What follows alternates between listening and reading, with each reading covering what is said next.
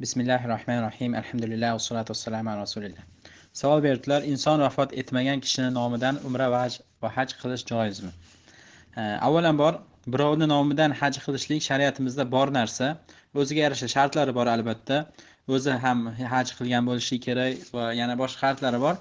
Bu savolga qisqacha javob beradigan bo'lsak, inson vafot etmagan kishini o'rniga umra haj qilsa bo'ladi, lekin albatta o'zi birinchi o'zini nomidan umra va haj qilib bo'lgan bo'lishi kerak. Ikkinchidan, mana bu vafot qilmagan kishi umra va haj qilishligi, ya'ni umrini oxirigacha umra haj qila olmasligi aniq bo'lishligi kerak.